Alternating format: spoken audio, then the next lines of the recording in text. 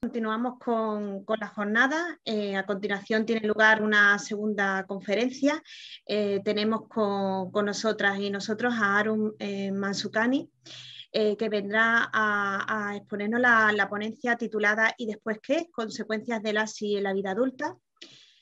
Arun Mansukhani es un psicólogo clínico y sexólogo con más de 25 años de experiencia como terapeuta. Tiene máster universitario en hipnosis clínica, ha ocupado numerosos cargos de representación profesional como miembro de la Junta Directiva del Colegio Oficial de Psicólogos y Psicólogas, presidente de la Comisión Provincial de Evaluación para Adopciones Internacionales, asesor externo para el ORAS-CONU, Fondo de Población de Naciones Unidas. Ha sido ponente en numerosos congresos nacionales e internacionales, así como en diversos másteres y programas de formación para profesionales de la salud mental. Además, con frecuencia imparte conferencias para públicos no especializados y sobre temas relacionados con la psicología y la sexología. En la actualidad dirige un equipo de psicología especializado en trauma, apego y problemas de dependencia interpersonal en Málaga. He intentado resumir su amplia trayectoria y sin más le damos paso. ¿Qué tal, Arun? Buenos días, ¿cómo estás? ¿Qué tal, Laura? Buenos días. No tan bien como tú, que estás en Cádiz, pero bueno, en Málaga hacemos lo que podemos también. Bueno, muchas gracias por estar aquí. Es un honor contar con tu presencia y sin más, si te parece, damos a tu conferencia. Muchas gracias. Muchas gracias, Laura. Bueno, el honor, no sé si es la palabra correcta, pero bueno, yo agradecidísimo, desde luego, de que me hayáis invitado. Te lo digo a ti, Laura. Agradecidísimo a Luisa María, que es la persona que ha hecho que esté aquí. Y sobre todo por la infinita paciencia que tiene conmigo, que soy un desastre, que me cuesta mucho localizarme, con lo que yo encantado de estar invitado y encantado de estar en esta compañía tan fantástica, ¿no? Me ha encantado la primera conferencia de la Astawanda, tenía muchísimas ganas de escucharla y sé que me van a encantar prácticamente todas las que vengan detrás. Y nada, vamos a empezar ya nosotros, si os parece, con mi parte de la charla, ¿no? Vamos a hablar de esto, ¿no? Después, ¿qué? Consecuencias del ASI en la vida adulta, del abuso sexual infantil en la vida adulta. Lo primero que tengo que decir es que yo no llegué al ASI, al trabajo del ASI, en principio no tenía un interés especial en este tema. Sin embargo, cuando empecé a trabajar, y a medida que iba haciendo las preguntas correctas, porque al principio, bueno, no hacemos todas las preguntas correctas. Vale, es que tengo un pequeño problema de retorno. Digo que a medida que iba haciendo las preguntas correctas en consulta, yo soy básicamente un terapeuta, lo que me iba encontrando es que un porcentaje enorme, y ahora hablaremos de las estadísticas, de personas, sobre todo mujeres, pero mujeres y hombres, a medida que iban tomando confianza, me iban hablando de haber sufrido abusos sexuales, ¿no? Personas que venían, en la mayoría de los casos, a consultar no por ese tema, venían a consultar por otro tema. Y esto fue lo que me fue haciendo interesarme cada vez más en esta problemática, que al principio me resultaba tremendamente increíble, ¿no? Eso es lo que voy a intentar un poco explicar, cuál es la realidad y qué ocurre desde esta perspectiva que yo tengo, que es básicamente de terapeuta, trabajando con adultos que han sufrido estos abusos sexuales en la infancia y no sé, que he ido aprendiendo a lo largo de estos años, ¿no? Las transparencias, para las que os interese, estarán colgadas, no me ha dado tiempo a hacerlo, pero a lo largo del día de hoy estarán colgadas en la página web, en un apartado que pone documentos, y ahí podréis descargaroslas a los que os intereséis y no tenéis que estar copiando como locos, ¿no?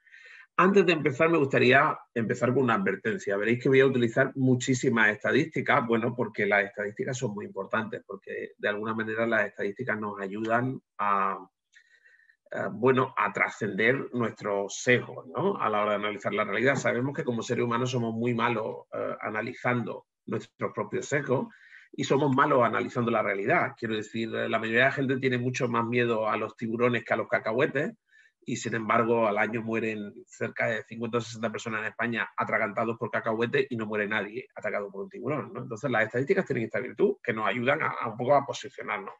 Pero por otro lado, las estadísticas tienen grandes problemas, sobre todo si cuando nos acercamos a las estadísticas no somos conscientes de lo que las estadísticas quieren decir. O sea, la estadística no es una verdad objetiva, ni muchísimo menos, y tenéis que tener esto muy en cuenta.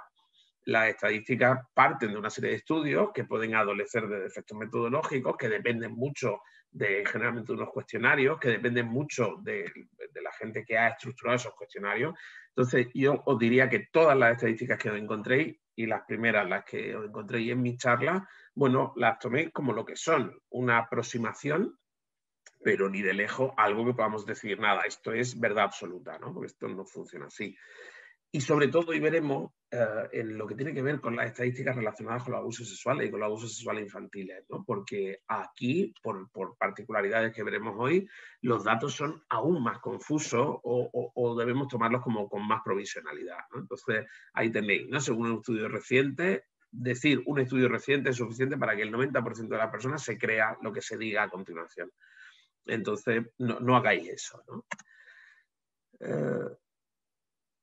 De entrada, esta transparencia refleja, creo, un cierto estado anímico, al menos de una parte de las personas, ¿no? Y esta sensación de que el mundo es un lugar cada vez más violento, cada vez más agresivo, cada vez más desastroso, ¿no? En ese sentido, bueno, y el mundo realmente desastroso, a nivel ecológico somos un absoluto desastre, digo, la especie humana somos un absoluto desastre, pero curiosamente, la violencia interpersonal, cierto tipo de violencia al menos, se ha ido reduciendo y posiblemente a ciertos niveles, aunque nuestros niveles de violencia siguen siendo absolutamente insoportables en el sentido de que no nos podemos quedar tranquilos y asumirlo y aceptarlos, pero sí que tenemos que ver que hay una evolución lenta, terriblemente lenta y sobre todo terriblemente lenta para aquellas personas que están sufriendo.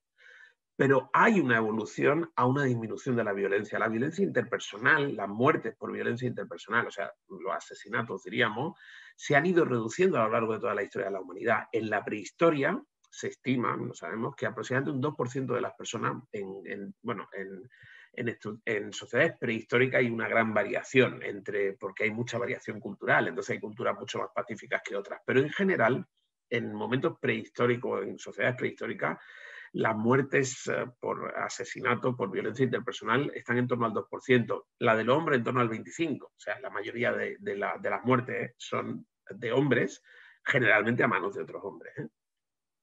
En tiempos históricos, por ejemplo, en la Edad Media, la cantidad de asesinatos subió hasta un 12 o un 15% de la población. O sea, un 15% de las personas que morían en una etapa como la Edad Media, que la gente moría por plagas, etcétera, bueno, pues aún así 15 de cada 100 personas morían por violencia interpersonal. Un 33% de los hombres se estima que en tiempos históricos, insisto, con bastante variabilidad, eran hombres que morían asesinados generalmente a manos de otros hombres. En la actualidad, sobre todo en las zonas más desarrolladas, pero incluyendo Estados Unidos, que tiene una tasa de homicidios bastante alta, fijaros que tenemos una tasa de un homicidio aproximadamente cada 100.000 habitantes. O sea, el nivel de homicidio ha bajado muchísimo y esto es una gran noticia, o sea, y quería empezar por esta buena noticia, ¿no? La especie humana, siendo bastante desastrosa, y ahora veremos parte de esos desastres, bueno, parece que a grandes rasgos evoluciona, ¿no? Hacia algún sitio más positivo. Seguramente no lleguemos a tiempo. Fijaros que en comparación con nuestros dos primos más cercanos, los chimpancés, que tienen una tasa de muertes por violencia interpersonal de 4,5, chimpancés, por cierto, chimpancé y bonobo, sabéis que genéticamente se parecen mucho entre sí y se parecen mucho a nosotros, pero difieren profundamente en cuanto a sus pautas culturales. Los chimpancés son patriarcales y patrilineales y los bonobos generalmente están regidos en entornos naturales por hembras alfa, ¿no? Entonces, fijaros que la violencia de los chimpancés es más alta hoy por hoy que la de los humanos y estamos incluso mejor que los bonobos, ¿no? O sea que en general el nivel de violencia ha disminuido muchísimo, sobre todo en los últimos años, con todas las guerras, con todos los desastres, etc. Sin embargo, hay un ámbito que claramente se resiste y es el ámbito que tiene que ver, vamos a llamarlo así, en las relaciones cercanas, las relaciones íntimas, las relaciones familiares, si queréis, las relaciones de pareja, ¿no? En estos entornos sí que vemos que la violencia se ha reducido muchísimo menos. Aquí tenéis unos datos del 2017 de una entidad tan poco rebelde como la Organización Mundial de la Salud, que, bueno, como institución es más bien conservadora, quiere decir que no es un grupo especialmente rebelde queriendo destacar especialmente este dato, sino que incluso una institución, diríamos, bastante conservadora, nos proporciona estos datos, ¿no?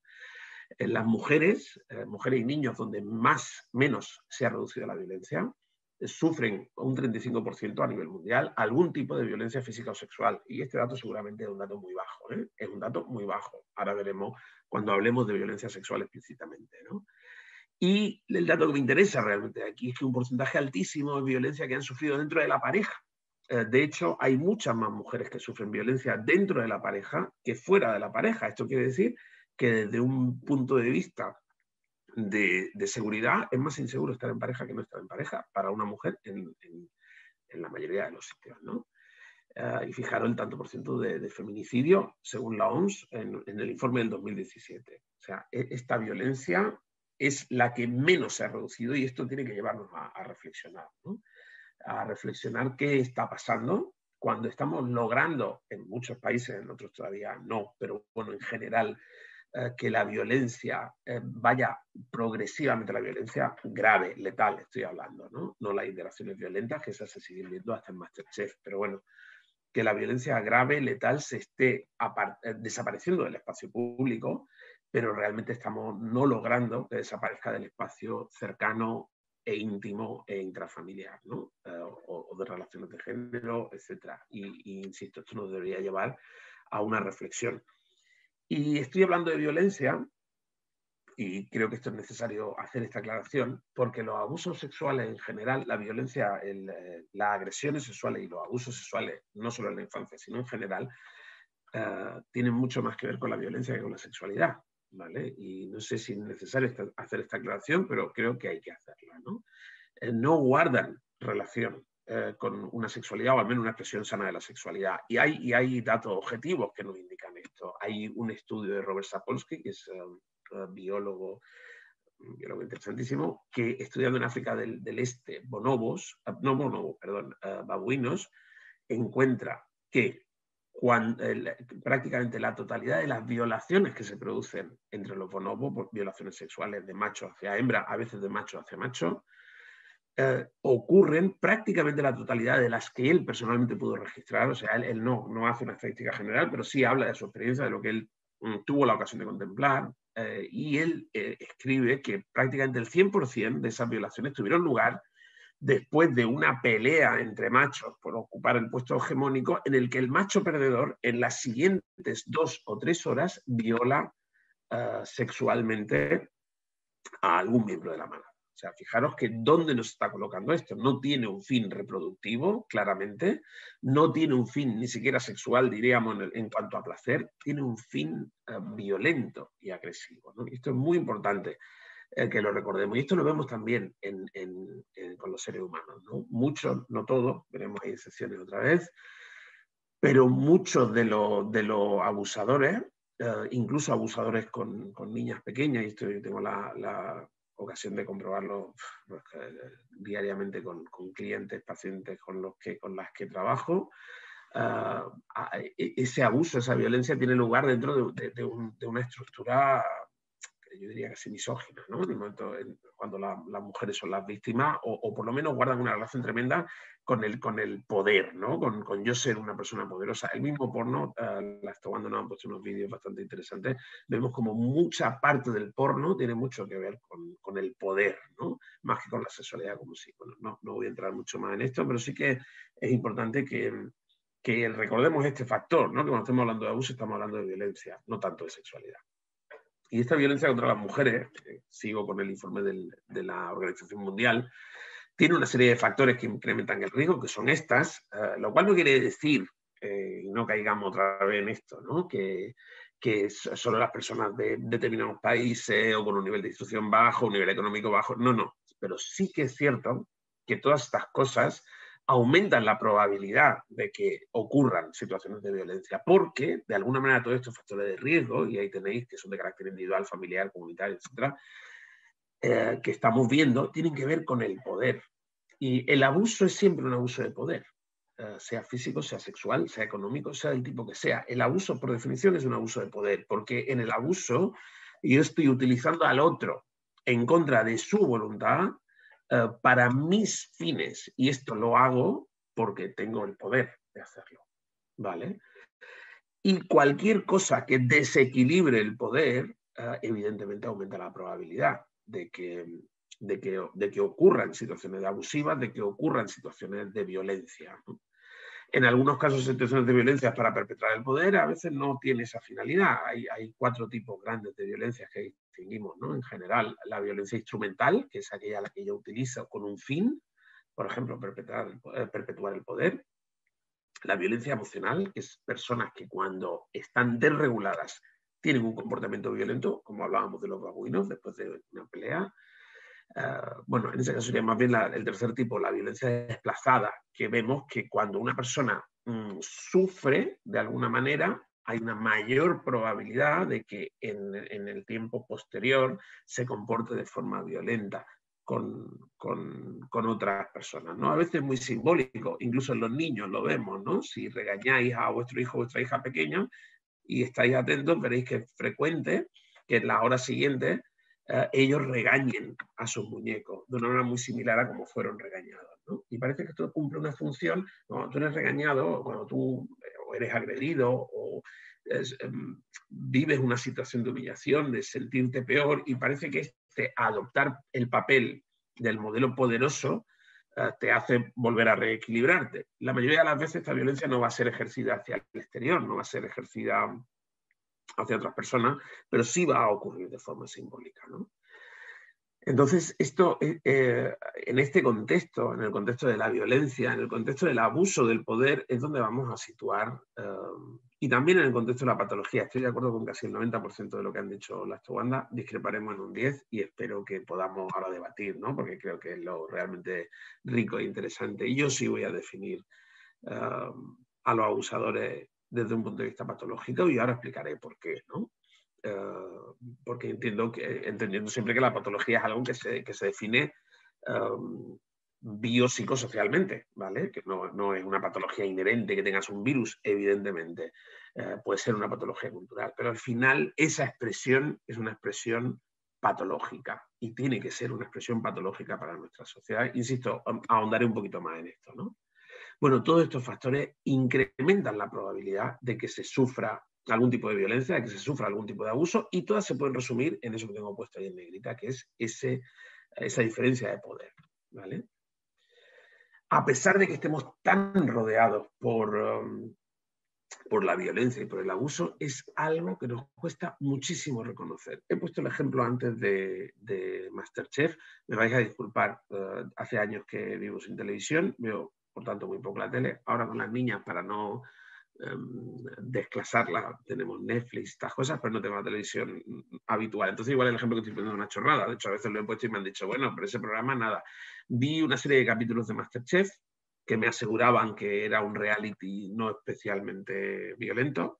O sea, me decían que había otros mucho peores, que me imagino que conoceréis, yo afortunadamente no los conozco, y vi una interacción entre uno de los chefs, que por cierto los concursantes tenían que llamarle chef, y ellos lo llamaban por su nombre, por si había alguna duda del desequilibrio de poder, en la que los concursantes no pueden prácticamente ni ponerle una mala cara a los chefs, y el chef, uno de ellos, insisto, se despachó de una manera con otro adulto, pues no da igual que hubiese sido un adulto o un niño, pero quiero decir, en la tele, pues con total normalidad. O sea, era absolutamente normal, aceptado, y a nadie le extrañó que alguien pudiese hablar a la otra persona, estableciendo esa jerarquía castrense del siglo XIX, diría yo, y hablarlo de una manera tremenda, ¿no? Entonces, esto es a lo que me refiero cuando digo que tenemos una grandísima tolerancia hacia la violencia, mucho más de la que creemos, y después nos solemos rasgar las vestiduras con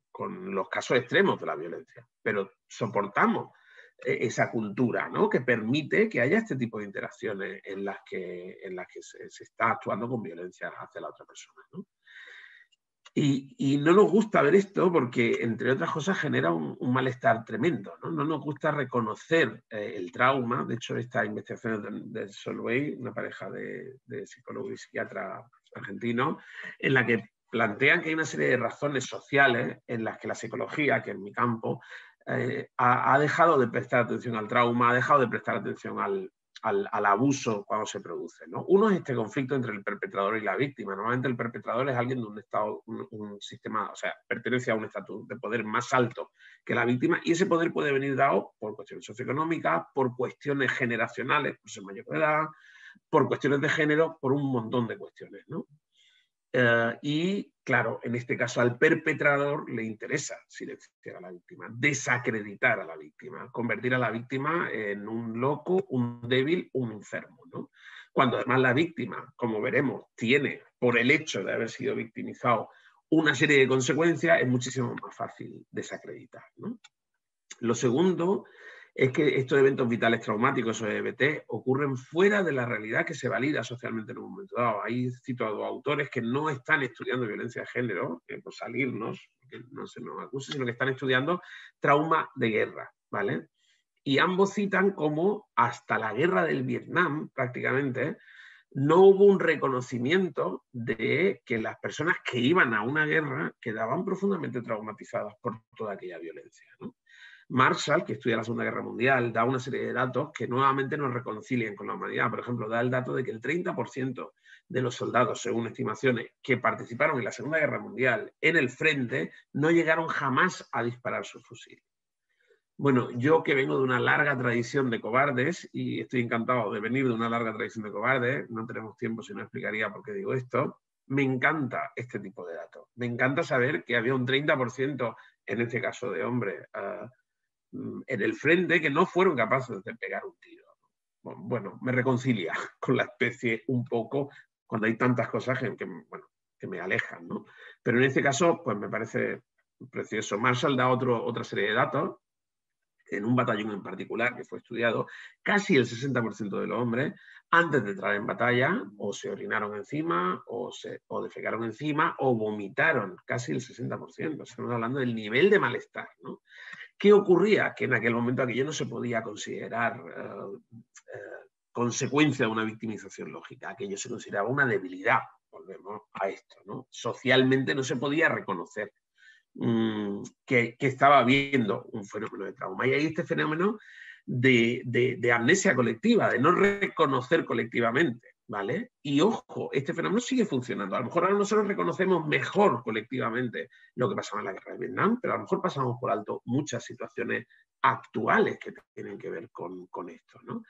Y ahí hay que ver esto que tengo puesto aquí. El reconocerlo genera un terrible malestar y entonces disociamos la disociación no patológica, que es un fenómeno totalmente habitual, ¿no? Yo siempre pongo el mismo ejemplo cuando doy cursos para terapeutas, que solemos considerar que la disociación es algo muy patológico. La disociación es algo tremendamente normal. Disociación es apartar la información y no pensar en ella, ¿no?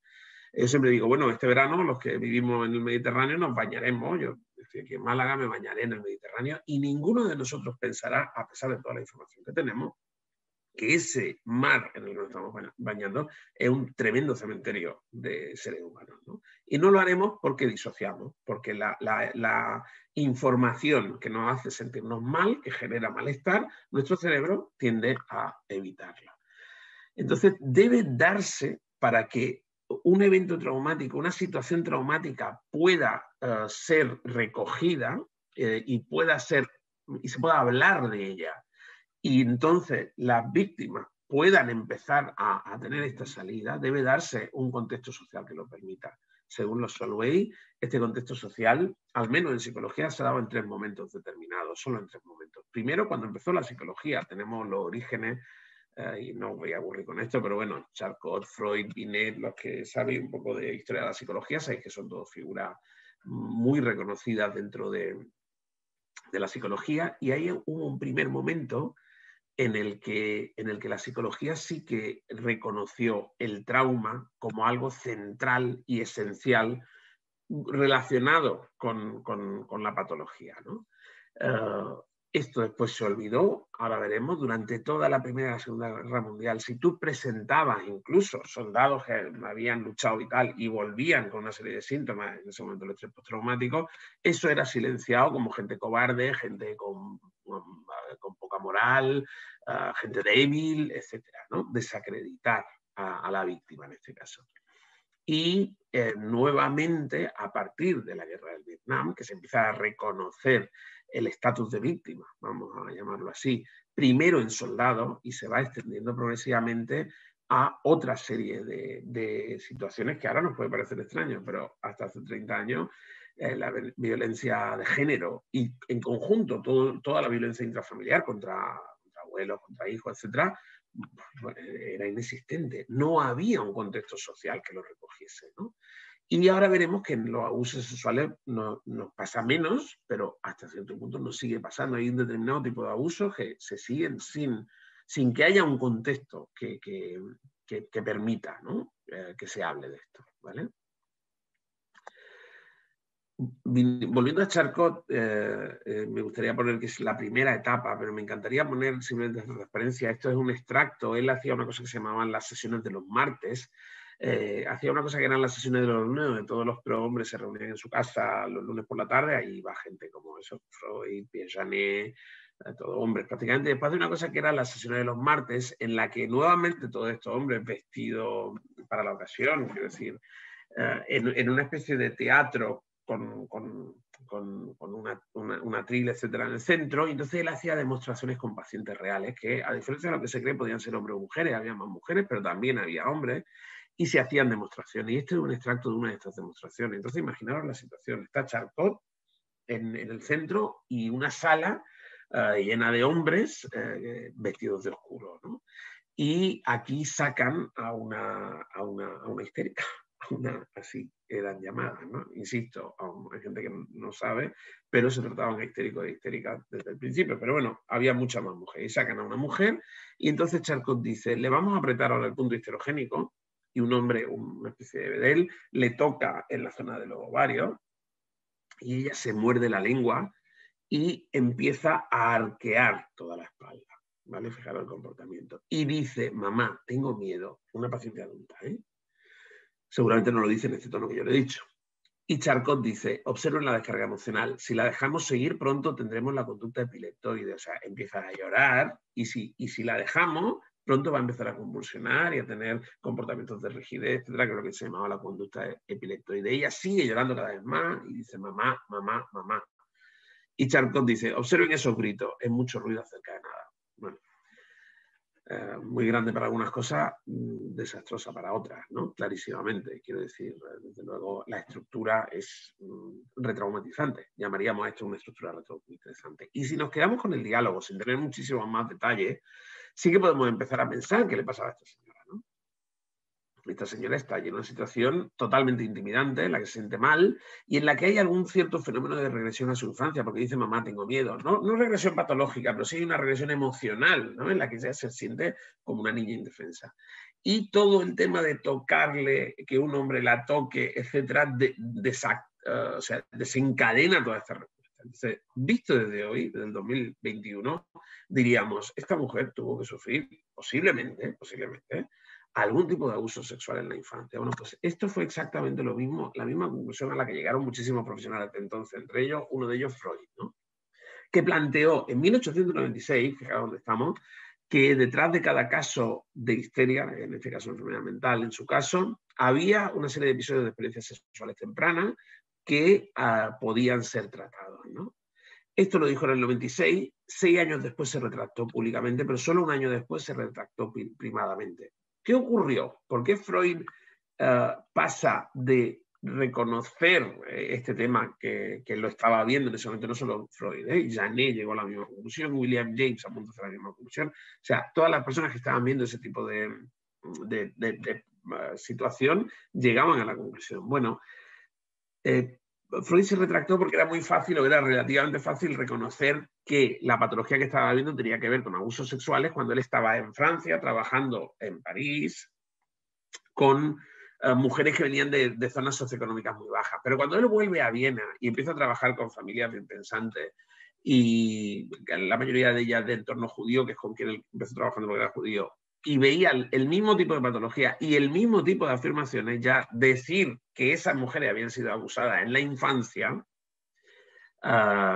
era algo ya bastante más complicado, ¿no? Bastante más complicado. Y entonces cuando él se retracta, porque, y no creo que fuese una cuestión de cobardía, simplemente en aquel momento se pensaba que la tasa de incesto era una entre 1 millón de familias, ¿vale? O sea, esa era la idea que se tenía hace 100 años de cómo de frecuente era el abuso sexual en las familias estructuradas y bien pensantes, ¿no? Y fijaros lo que dice 6 años después, ¿no? Si se da el caso, bueno, ahí lo tenéis, de mujeres que cuentan un evento así, en la que habitualmente el padre figura como el seductor, no podemos albergar ninguna duda, esta frase me parece tremenda, de que esto es imaginario. O sea, estas mujeres que están contando este evento se lo están imaginando, ¿vale?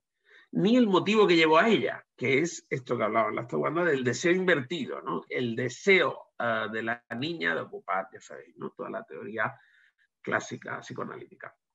Sigue y dice que haya ocurrido el abuso o no, o que sea un resultado de la fantasía de la mujer antes niña, realmente nos da igual, porque las consecuencias son las mismas. O sea, da igual que tú fantasees con tener relaciones de niña a que tengan relaciones sexuales contigo.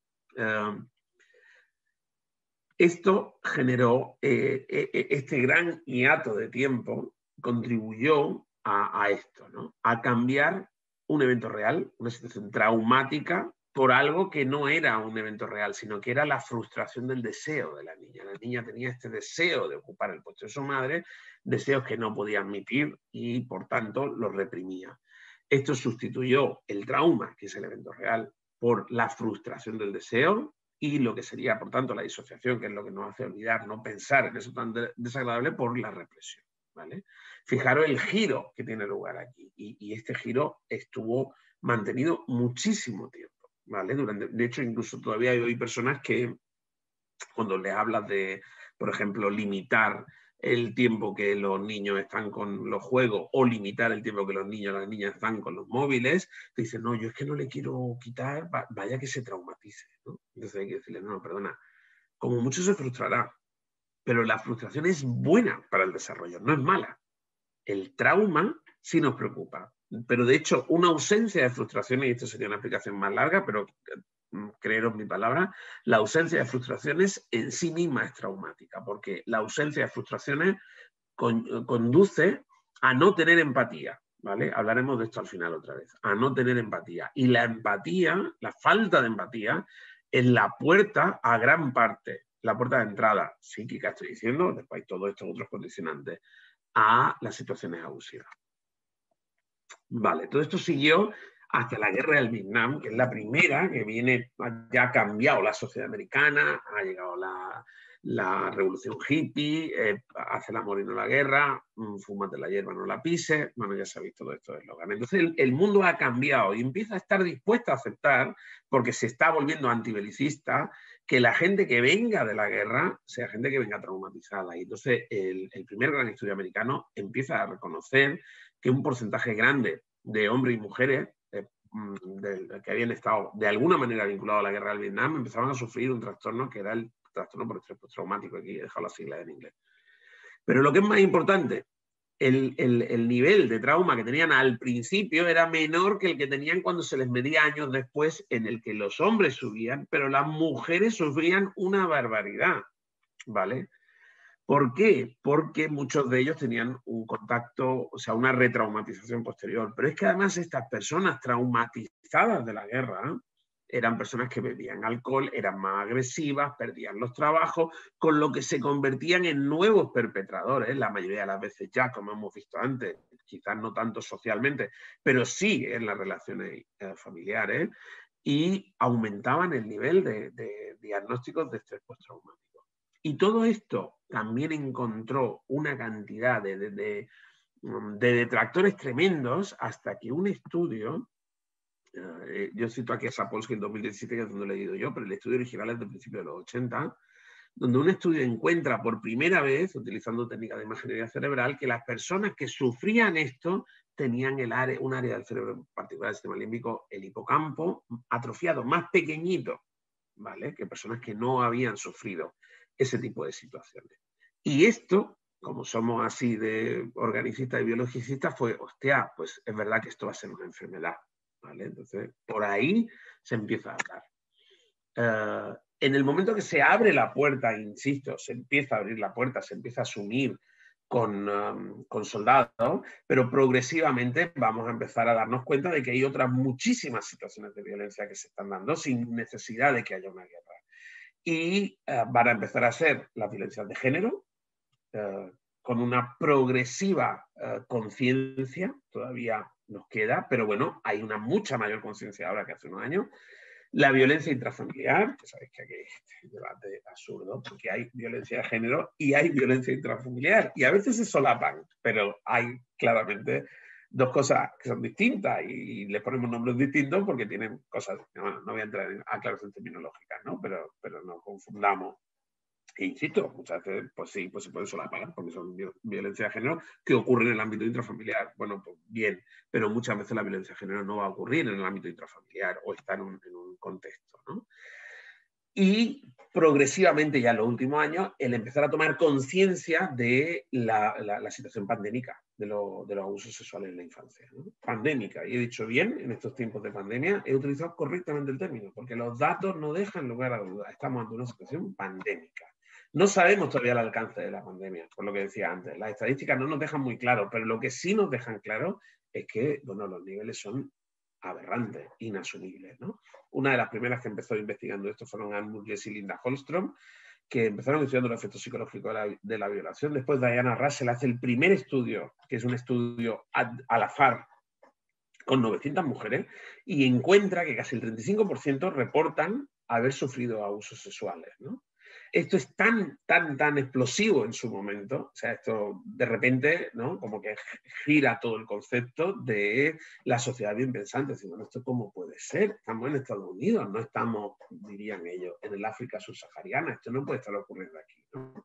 Finkelhorn, basándose en los estudios de Diana Russell, sin creérselo, y según me dijo Félix López, yo este dato no lo tengo, pero en una conferencia que tuve la ocasión de compartir mesa con Félix López, yo di este dato y Félix López me dijo después, bueno, ¿sabes que Finkelhorn empezó sus estudios porque no se creía los datos de Diana Russell?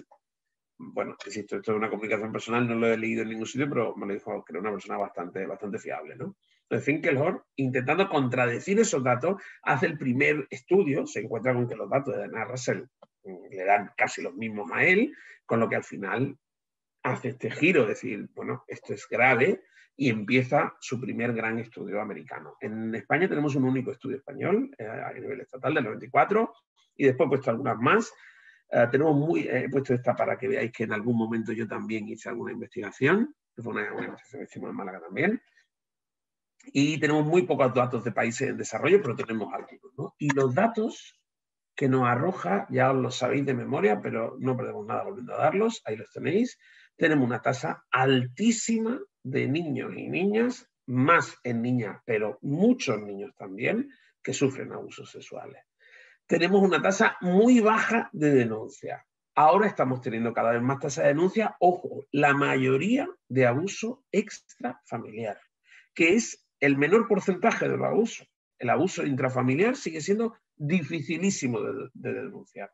Y en la mayoría de los casos se comunican, que no necesariamente se denuncian, a los 35 o 45 años. O sea, fijaros de lo que estamos hablando, de la gran latencia, ¿no? Sin profundizar, en países de vía de desarrollo tenemos pocos estudios. He elegido a propósito un estudio de la India porque es uno de los más completos. Yo soy originario de la India, un país que tiene cosas maravillosas y tiene cosas terribles, ¿no? Y una de las más terribles es esta, ¿no? Y como, bueno, como aquí se estila que lo de uno es siempre lo mejor y lo de los demás es fatal, pues precisamente por eso quería que el dato fuese de la India, ¿no? Entonces, fijaros que lo que vemos, y no sabemos si esto lo podemos extrapolar a otros países, pero seguramente a países en vías de desarrollo que están en el circuito de trata de menores, India es uno de los países que están en el circuito de trata de menores, posiblemente los datos son extrapolables. Ojo, en esta investigación, que está hecha por una fuente independiente pero pagada por el gobierno indio, se excluyeron los datos de los matrimonios no consentidos. O sea, y aún así lo que nos encontramos es, fijaros, la mitad de los niños y las niñas han sufrido. 2 de cada 10 formas severas en la infancia. Y a diferencia de los países desarrollados, parece, este dato, insisto, tenemos muy poco, que habría casi más niños que niñas. Puede tener un sentido si habéis estado, si habéis pasado un tiempo en este tipo de países, yo lo he pasado. Generalmente a las niñas se las protege mucho más. Entonces es posible que esta protección de las niñas las proteja algo, lo que las protege, o más bien exponga más a los niños, ¿no? a este tipo de abuso. Y aquí hay un dato que me interesa muchísimo, que es una investigación de Meyer, buenísima, porque con todo esto siempre hay un debate, yo no he entrado ahí, pero siempre hay un debate de recuerdo real, de hecho de la desacreditación de la víctima, ¿no? Meyer hace un estudio en el que elige de casos clínicos en los que se había comprobado que estas chicas y chicos, sobre todo chicas, habían sufrido abuso sexual en la infancia, las localiza 129 y le hace 2 estudios con 12 y 17 años, en los que poco a poco se gana la confianza de la niña y tal, que decir, no es un estudio frío, y ven cuántas de ellas que sabemos porque hay datos de denuncia, etcétera, que han sufrido abusos, vemos cuántas recuerdan haberlo sufrido a los 12 o los 17. 38% no recuerda haber sufrido abuso. 55% de las que lo sufrieron de forma más grave no lo recuerda, o sea, han disociado esa recuerda. Y de las que lo recuerdan, o de los que lo recuerdan, el 20% recuerda haber tenido un periodo de amnesia. ¿Vale? Bueno, y esto tiene que ver con cómo funciona la memoria, pero viendo cómo voy de tiempo, me lo salto, ¿vale? Si estáis muy interesados, pues en otro momento hablaremos de eso. Prefiero avanzar, me queda creo que unos 10, 15 minutos como mucho, ¿no? Si no recuerdo mal. ¿Qué sabemos de los perpetradores? Tenemos que hablar de los perpetradores. Bueno, sabemos que entre un 70 y un 90%, dependiendo de los autores, son del entorno del niño, familiares o amigos. Aterrador. Solo entre un 30 y un 10, dependiendo de los estudios, son extraños, gente externa. O sea, el abuso prototípico de la mente de la gente que más nos aterra de que se vayan a llevar a nuestro niño al parque es muy infrecuente y afortunadamente muy infrecuente, más infrecuente en nuestro entorno. Sí es verdad que los casos que salen son muy llamativos, ¿no? Pero la probabilidad de que sea alguien del entorno es mucho más alta, ¿no? Los perpetradores son mayoritariamente hombres y muy minoritariamente mujeres. Y sobre todo los casos más violentos suelen incluso llevar la balanza más a favor del hombre. Hay una posibilidad de que haya más casos de abuso de mujeres con niveles de violencia bajos que no estén siendo reportados precisamente porque no son tan abusivos. Es una posibilidad que han apuntado determinados autores. Pero bueno, en todo caso, como vemos en prácticamente todas las variables que tienen que ver con la violencia, los perpetradores son mayoritariamente hombres. Aunque la violencia, acordaros, del tipo que sea, se perpetre contra hombres o contra mujeres. La mayoría de los perpetradores son mujeres, ¿no? Muy pocas excepciones en las que eso no ocurre. Muchos sufrieron abuso o trauma en su infancia, no necesariamente abusos sexuales, pero sí situaciones traumáticas, y aquí es donde yo comentaba que puedo discrepar, o por lo menos me gustaría que debatiésemos sobre esto, ¿no? Más adelante. Sí, es una patología, hay diferentes niveles de patología. De entrada, que yo vea el cuerpo de un bebé y me cite sexualmente, yo, para empezar, lo califico de patología. Insisto, no digo que sea una patología endógena vírica, pero eso es patológico. Que yo vea el cuerpo desnudo de mi hija y eso me cite sexualmente, me parece una patología, y me parece una patología terrible. Me parece una patología terrible. O sea, afortunadamente no me puedo poner, pero no sé lo que puede sentir bueno, me parece una cosa terrible. Bebé, por poner el caso más estrambótico, ¿no? Pero en general, niñas, hijas, vecinas, o sea, que tú sientas deseo de entrada. Y ahí hay una patología casi orgánica, si me apuráis, ¿no? En el sentido que evidentemente el deseo tiene evolutivamente un fin reproductivo, ¿verdad? Y un cuerpo prepuber, en principio, no debería generar ningún tipo, ¿no? Eso es la patología más grave. Pero después, la patología del abuso en sí. O sea, que yo tenga relaciones sexuales no consentidas con alguien que está sufriendo, que está pasando mal, y que mi excitación siga, esto es patológico también. Insisto, si da más tiempo después lo podemos hablar un poco más, ¿no? Y hay bastantes estudios que nos explican de dónde viene esta patología. No voy a profundizar porque tienen que ver con estudios con el cerebro, pero simplemente os diré que sabemos de sobra, el cerebro humano es el único órgano que, sabéis, nace sin formar. Va desarrollándose y madurando mientras estamos en vida. De hecho, hasta hace poco, y creo que las tomando ese dato, pensábamos que el cerebro humano a grandes rasgos estaba maduro con 23, 24, 25 años. Sarah Jane Blackmore, hace 3 años, del Instituto de Neurociencia de Londres, tiró esto por tierra y encontró que un área en particular, el área dorsolateral de la corteza prefrontal, que es el área vinculada con, digamos, la parte más intelectual, cognitiva, abstracta de nuestro cerebro, no termina de madurar prácticamente hasta los 40 años. Hasta los 40 años. ¿Qué quiere decir esto? Que si en ese periodo nosotros, esto lo primero que dice es que la educación no es un lujo, es una necesidad de nuestro cerebro. Nuestro cerebro necesita la educación porque nuestro cerebro no nace, es como si el páncreas no supiese lo que tiene que hacer, o el hígado o el riñón, y lo tuviese que aprender. Pues el cerebro es así. El cerebro es así, y esto no es una opinión. Yo diría que estamos en un punto que es un hecho. Comprobado. La educación no es un lujo, y no estoy hablando de la educación institucional, no, pero la educación, el que nosotros guiemos a las generaciones jóvenes hacia un desarrollo armónico y sano, es una necesidad, porque si no lo hacemos, lo más probable es que ese desarrollo no sea armónico y sano, que es lo que estamos viendo. ¿Qué es lo que estamos viendo? O sea, si nosotros no nos ocupamos de la educación, vamos a tener adultos, insisto, y esto es debatible, enfermos. Enfermos, para mí son adultos enfermos. ¿Vale? Insisto, bio, psico, socio, ecológicamente, no estoy hablando. Sí que hay que desmitificar que no son personas con patologías psicóticas, no hay correlación con eso, ¿no? Pero sí que son patologías, para mí lo son. Y bueno, se benefician estos perpetradores de todo esto que hemos venido hablando, ¿no? De todo este contexto, de toda la situación en la que se colocan las víctimas, etc. Fijaros que todavía, según los datos que tenemos, un porcentaje alto de casos no se denuncian. Yo tengo puesto 90, creo que es un poquito más bajo, cada vez se denuncian más, son estimaciones. Y sin embargo, el Tribunal Supremo está liado con casos de abuso sexual infantil que no se acaban de resolver, ¿no? Y la edad, ya dije antes, se comunican muy tardíamente. ¿Vale?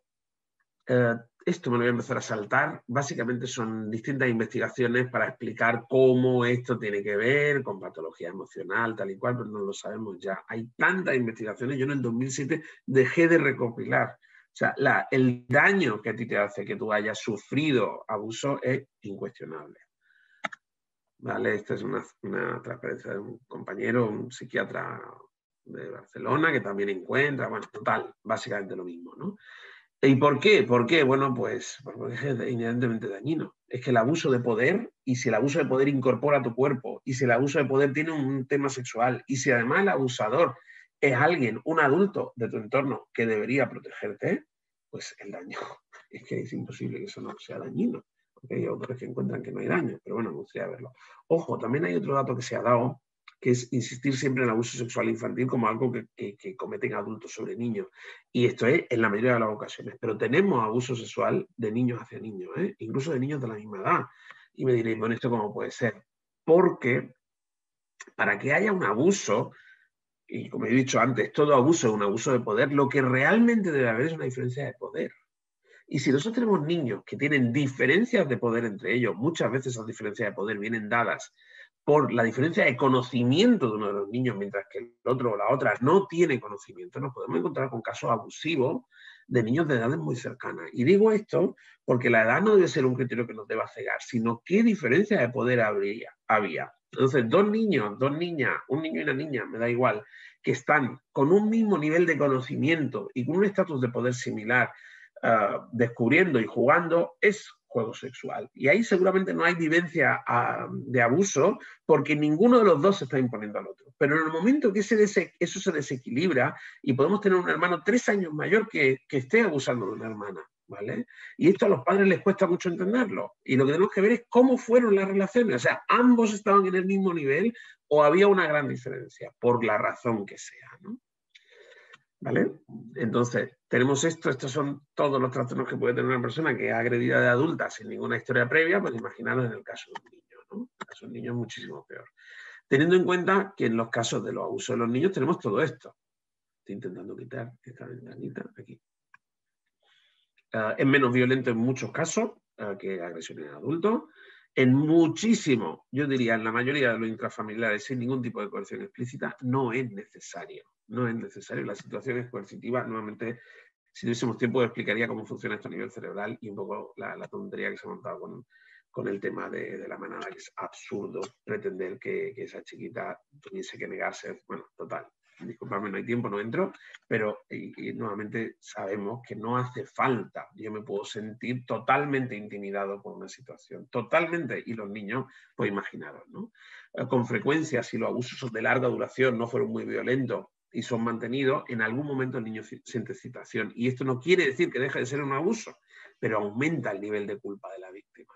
¿Por qué? Por, como dice Shaw, porque los cuerpos reaccionan como cuerpos. O sea, si yo te secuestro y te hago cosquillas, tú en algún momento sentirás cosquillas, lo cual no quiere decir que estés de acuerdo con el secuestro, ¿vale? Entonces, de la misma forma, muchas veces las personas que han sido abusadas, sobre todo, insisto, en larga duración, a lo largo del tiempo, pueden tener momentos de excitación. Incluso en muchísimos momentos pueden buscar, difícilmente al principio, al perpetrador.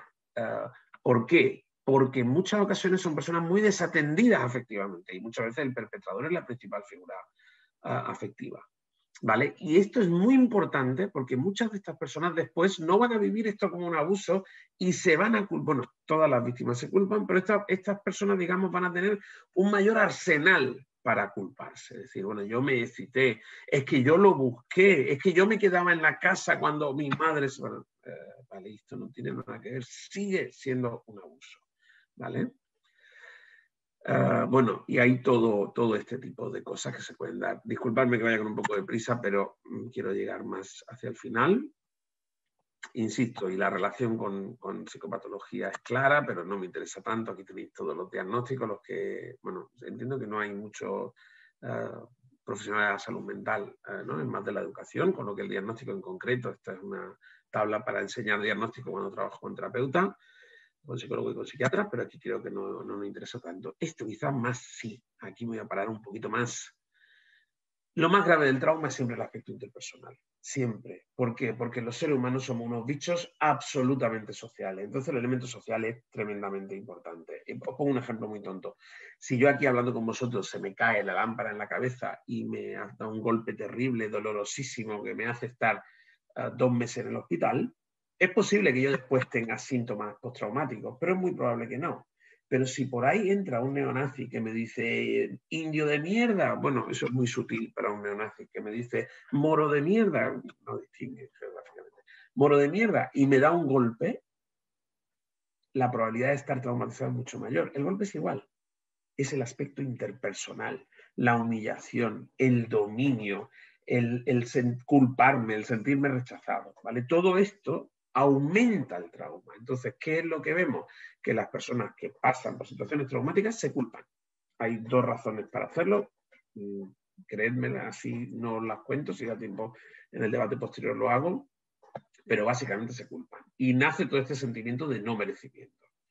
A partir de ahí empieza a lesionarse toda la relación con uno mismo. Mi capacidad de aceptarme, de tener compasión es una traducción literal del inglés. En inglés la compasión la podríamos traducir casi más como amor, ¿no? Entonces la capacidad de sentir autoamor. Y el autocuidado, la capacidad de cuidarme, porque yo no merezco ser cuidado, porque yo soy un ser despreciable más o menos, ¿no? El autoconcepto queda dañadísimo y tenemos 3 niveles de daño. Las personas que están menos dañadas suelen decir cosas o sentir cosas como yo estoy dañada, yo estoy dañado por lo que pasó. Aquello me manchó, me dañó, me convirtió en sucio, me convirtió en sucia. Hay un segundo nivel en el que se invierte y es no. Porque yo estoy dañado, porque yo soy sucio, es por lo que yo atraigo este tipo de cosas. Esto es lo que ha hecho que me hayan hecho daño. Y hay un tercer nivel, el más difícil de trabajar en consulta, que son personas que, sobre todo las que han sufrido abuso sexual temprano, cuyos primeros recuerdos son ya abusivos, con una figura de apego, en la que te dicen cosas como si quito eso, ¿yo qué soy? Yo no soy eso. O sea, desde que tengo recuerdo, esto ha pasado. Entonces yo soy eso. No sé si me seguís, ¿no? La buena noticia es que tenemos formas de trabajar con todo esto. No solo, evidentemente, afecta a mi relación conmigo mismo, y estoy resumiendo muchísimo. Afecta totalmente mi capacidad de relacionarme con los demás, la confianza en los demás, la capacidad de vincularme, porque la vinculación parte de una confianza. Además, la capacidad de distinguir qué personas son fiables y cuáles no. Vemos que las personas que han sufrido trauma se retraumatizan con frecuencia porque han perdido esta capacidad. La gente que ha tenido relaciones sanas mantiene esta capacidad de distinguir la relación sana de la relación patológica. La gente que no la ha tenido o ha tenido relaciones muy malsanas pierde esta capacidad, ¿no? Capacidad de vincularse y capacidad de intimar, sexual, afectiva, de cualquier tipo. Pierden la capacidad de hacer cosas con los demás, que es entender qué es lícito, o sea, que es aceptable y qué no lo es. Y estábamos viendo al principio, puso el ejemplo de cómo esto a nivel social ya está muy confundido, ¿no? O por lo menos yo considero que está muy confundido. O sea, aceptamos como lícitas cosas que no deberíamos aceptar como lícitas. El nivel de alerta y de miedo, muchas de estas personas están constantemente en un nivel de alerta y miedo, y eso condiciona tu libertad y tu capacidad de disfrute y de placer y de estar relajadamente en el mundo. Si yo no puedo estar relajadamente en el mundo, y acordaros que nuestro mundo es básicamente un mundo social, de interacciones sociales, yo no puedo disfrutar, yo estoy perdiendo la libertad, ¿no? Y en muchos casos la sexualización de todas las relaciones, en el sentido de que si estas relaciones tan básicas con mi padre, con la pareja de mi madre, etcétera, están sexualizadas, todo está sexualizado, no hay nada que no lo esté, ¿no? Y hay este convencimiento, y esto tiene repercusiones importantes, ¿no? Por supuesto, patología sexual puede haber, o puede no haberla, pero puede haber riesgos de revictimización, evidentemente, ¿vale? Por lo que estamos diciendo, dificultad para distinguir los límites, estas necesidades emocionales patológicas, porque el abuso sexual por parte de una persona que además es una figura afectiva, no solo es un trastorno sexual, evidentemente, que ya dijimos que no, tiene que ver también con el poder y tiene que ver con la afectividad, que queda muy, muy confundida, al menos diríamos, ¿no? Muchas veces vemos que tienen dificultad para proteger a los hijos, mucha dificultad por estos fenómenos de disociación. Tenemos madres abusadas por su padre, que de alguna manera hasta lo recuerdan, y en algún momento llevan a su hija y los dejan a dormir en casa de los padres. No pasa mucho. Y es porque ese cerebro está tan confundido, niega, no quiere saber lo que pasó, lo esconde, etcétera, que no es capaz de protegerse. No pasa siempre, evidentemente, ¿no? Pero pasa muchas veces. La buena nueva, y con esto voy terminando, que creo que voy ya casi hasta el tiempo. Bueno, desde finales de la década de los 80 tenemos cada vez más intervenciones y más tratamientos en esta dirección. No voy a profundizar en esto. Os pongo 3 fotos de 3 psicólogas que a mí me han influido profundamente en mi formación. Francine Shapiro, la creadora del MDR. Pat Ogden, sensorimotor, 2 terapeutas excelentes que han creado 2 modalidades terapéuticas para trabajar el trauma, y Jennifer Frey, para mí una de las mejores autoras que hay sobre abuso sexual. Ella, a su vez, abusada sexualmente por sus padres, y cuando finalmente se vio obligada a denunciar, porque ella de entrada no quería denunciar, sí que llegó un momento en que, a raíz de un comentario de su hermana, que también había sido abusada, ella recuerda todo su abuso y entonces pone límites, pero no quiere entrar en una batalla con sus padres. Los padres montan la fundación, y seguramente me equivocaré del nombre, la fundación del síndrome del recuerdo falso, o del falso recuerdo, en siglas en inglés. Y esta fundación ha hecho un daño terrible, porque se ha personado en muchos de los casos de abuso, y han generado este mare magnum que ha contribuido. Aquí lo hemos vivido menos, en Estados Unidos ha sido brutal, ¿no? Pero bueno, son 3 psicólogas, que es lo que me interesa más aquí, que han contribuido muchísimo a trabajar el trauma y a darnos métodos de trabajar con trauma sexual. No están aquí porque yo haya querido elegir mujeres a propósito, ¿eh? Son las 3 que pondría en cualquier caso. Y 2 más muy rapiditas de prevención. No podemos olvidar, por Dios, la prevención, porque este es un problema social. La intervención al final es, en el mejor de los casos, resolver un problema individual. Y mientras podamos resolver más y más problemas individuales, en general menos enferma está la sociedad. Eso es una evidencia. Pero claro, es un proceso lentísimo. Nuestro proceso tiene que ser a multinivel, ¿no? Y a nivel de prevención, aquí voy a ir muy rápido porque además creo que coincidiría en parte con lo que han dicho las Towanda, el respeto a los límites, el respeto al cuerpo de los niños. Fundamental, respetarlos y enseñarles a respetar. suavemente, con cariño, con educación, pero explicar a los niños, explicar por qué cuando no vamos a respetar su cuerpo es una excepción. A veces no lo vamos a respetar, por ejemplo, cuando hacemos que les pongan vacunas, que los niños no quieren ponerse, y diréis, este está zumbado. No, el niño tiene que entender por qué hay momentos, porque entonces entenderá que en el resto de momentos no es lícito eso. Ellas ponían un ejemplo que yo pongo muchísimo en mis cursos, de mis niñas se pueden enfadar conmigo, pueden expresar el enfado, lo que no pueden es insultarme enfadadas. Y muchas veces cuando están enfadadas y yo estoy intentando reconciliarme, les digo, ¿me da un beso? Y me dicen no. Y no es no. No es no, porque ella tiene derecho a no darte un beso, tiene derecho a estar enfadada.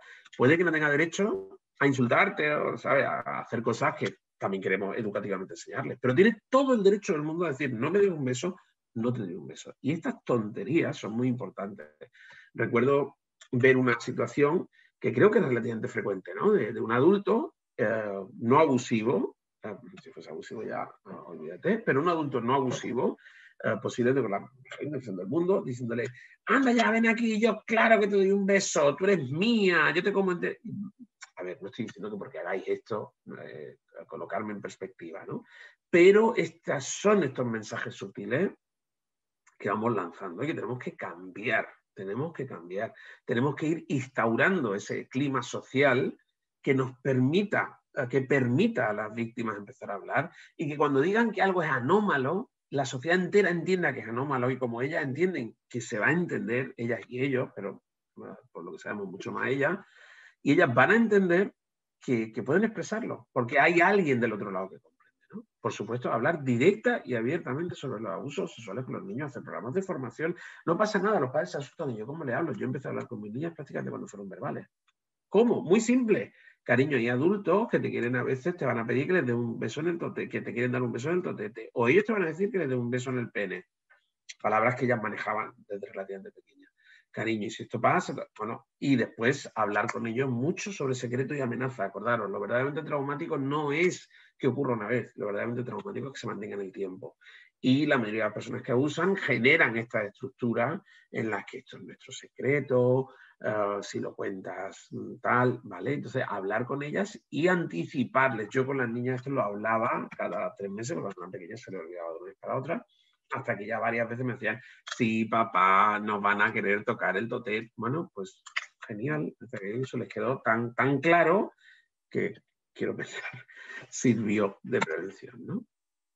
Hablar con otros adultos también, por favor, que es que parece que escondemos este tema, hay que hablar con adultos.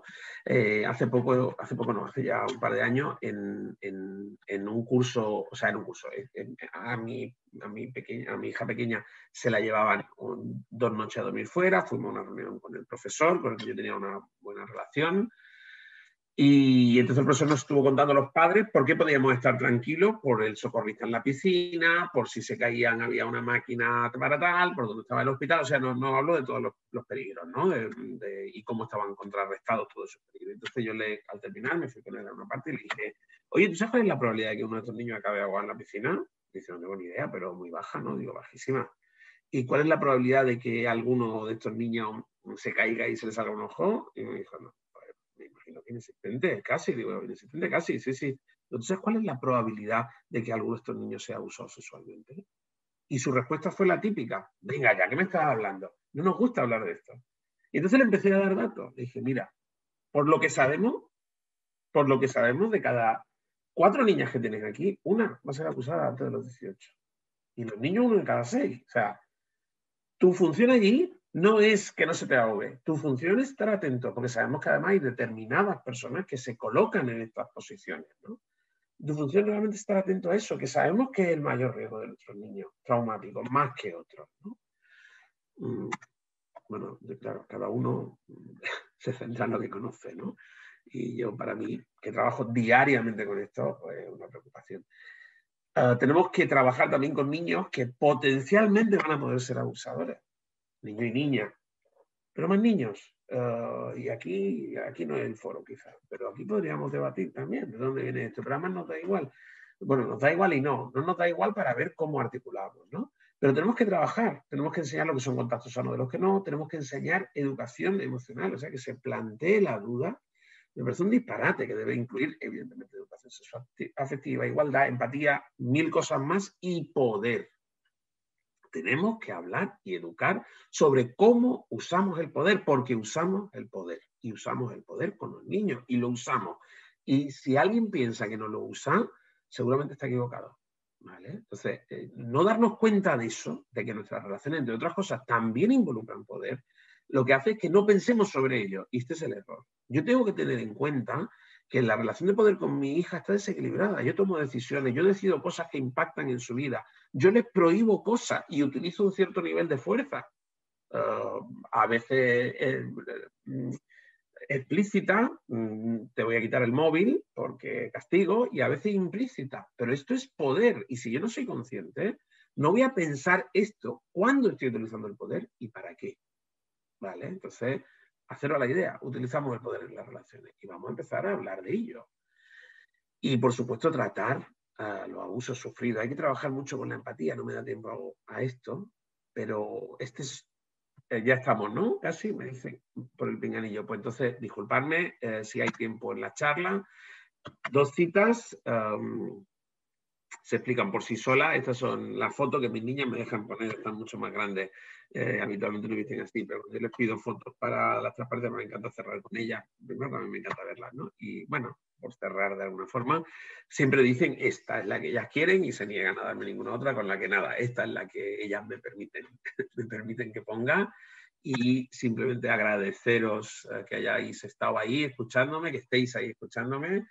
Y nada, ahí tenéis posibilidades de contacto conmigo en la página web y donde podéis contactar o escribirme.